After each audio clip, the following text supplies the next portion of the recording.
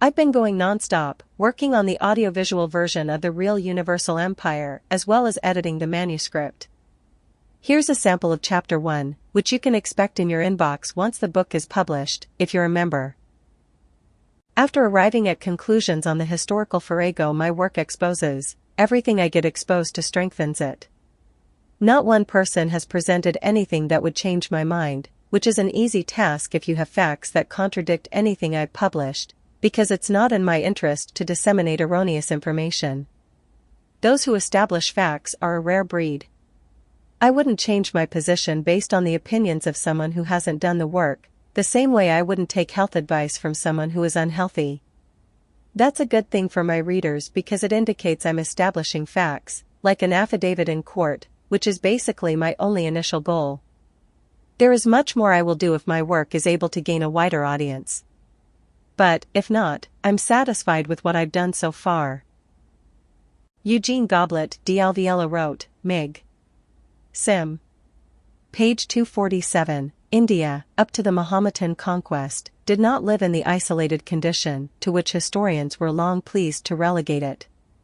Sir George Birdwood goes, perhaps, a little too far when he asserts, in a general manner, that nearly all the symbols of India are of Mesopotamian origin.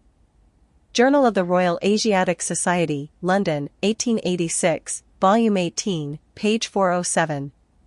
But it is nonetheless an established fact now, that the products of Western art and symbolism must have made their way to the valley of the Indus before the appearance of the oldest stone monuments on which ancient India has left us a vestige of its beliefs.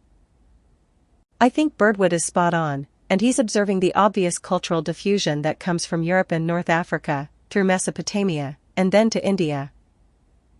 Continuing, IB, without taking into consideration the intercourse which is supposed to have existed between the dwellers on the banks of the Indus and the most ancient empires of the Euphrates and the Nile, and without laying stress either on the factories which the Phoenicians are said to have established in southern India, I will recall to mind that Darius I had annexed the valley of the Indus, and the actual province of the Punjab, about the end of the 7th century BC. Such competent authorities as James Ferguson and General Cunningham have shown that India borrowed its earliest style of architecture from the Persians, and in the northeast of the peninsula there have been repeatedly found products of Persian art which date back to Darius and his successors, especially cylinders and coins bearing the winged circle. The details indicate the youth of India's introduction to this system, and the Phoenician factories would perfectly establish how the Sanskrit was introduced. Sanskrit has such great affinity to the Celtic and Roman that it must be from the same source.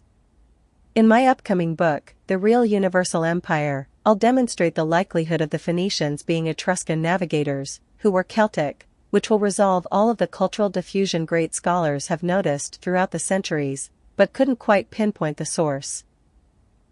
It is certain that you will not recognize the universal system if you haven't done the work that I teach in Spirit World. The affinity between Celtic, Roman, and Sanskrit was demonstrated in the Holy Sailors. D'Alviela wrote, IB page 252, on a number of monuments, the disc of the tricula changes into a rosette, imitating an expanded lotus blossom, as on the Gate of Sanchi. The same monument further exhibits lotuses at the ends of two stalks which spring from the basis of the central fleuron. Finally, the two extreme points of the omega take a shape which suggests the calyx of a flower.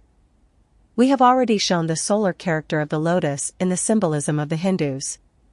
In the tricula, the transformation of the disc into a lotus is therefore the equivalent, the plastic rendering of the transformation which, among the Buddhists, substituted the Padma Mani, or jewel of the lotus, for the Suramani, or jewel of the sun, whence the well-known formula, Om Mani Padme, O. The jewel of the lotus. Mani is the sun. Reference a God's acre for the soul, to learn about Manichaeism. Sura is so close to Surya and the Etruscan Suri that the affinity cannot go unnoticed. According to M. Gustav Leben, Voyage au Nepal, cited in Meg. Sim. Page 253, the linga is likewise adopted by the Buddhists of Nepal as an emblem of the lotus in which Adi Buddha manifested himself, in the shape of a flame, at the beginning of the world. There is epic Etruscan term/Hermes symbolism on the other side. See you over there. Become a member to access the rest of this article.